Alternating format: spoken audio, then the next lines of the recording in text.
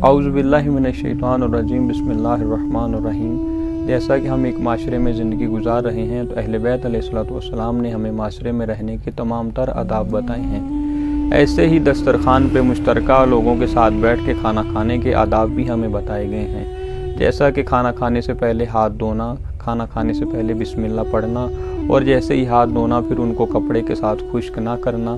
اور ان میں سے ایک اہم جس پہ ہم گفتگو کرنا چاہتے ہیں وہ ادب یہ ہے کہ جب آپ کھانا کھا رہے ہوں دوسرے سامنے بیٹھے ہوئے شخص کے نوالے اور پلیٹ کی طرف نہ دیکھیں۔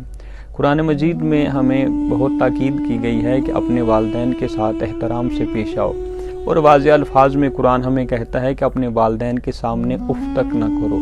جب میں نے یہ آیت پڑھی تو بہت سوچتا تھا کہ ایسے ممکن ہو سکتا ہے، کیونکہ اف تو کوئی لفظ نہیں ہے بلکہ بے ساختہ انسان کے منہ سے نکلنے والی آواز ہے جو ہم والدین کے سامنے اکثر نکال بیٹھتے ہیں۔ کوئی تو ایسی ہستی ہوگی جو والدین کے سامنے اف تک نہ کرتی ہوگی۔ یقیناً اہل بیت علیہ الصلوۃ والسلام ہی اس آیت کے مصداق ہیں، اور ہو سکتا ہے کہ اتنی کامیاب زندگی کوئی شخص گزار رہا ہو۔ لیکن یہاں جب ہم تاریخ کے اوراق کو پڑھ کے دیکھتے ہیں تو ہمیں ایک ایسی ہستی ملتی ہے جو والدین کے سامنے اف کیا کہنا بلکہ ان کی سوچ سے بھی پیچھے چلتے ہیں۔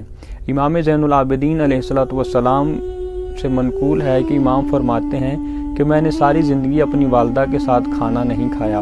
جب صحابی نے سوال کیا مولا ایسا کیوں ہے، تو امام سجاد علیہ الصلوۃ والسلام بتاتے ہیں کہ میں امام سجاد یعنی میں برداشت نہیں کرتا کہ میں اور میری والدہ بیٹھ کے کھانا کھا رہے ہوں اور جس نوالے کو میری ماں اٹھانا چاہے وہ میں ان سے پہلے اٹھا لوں۔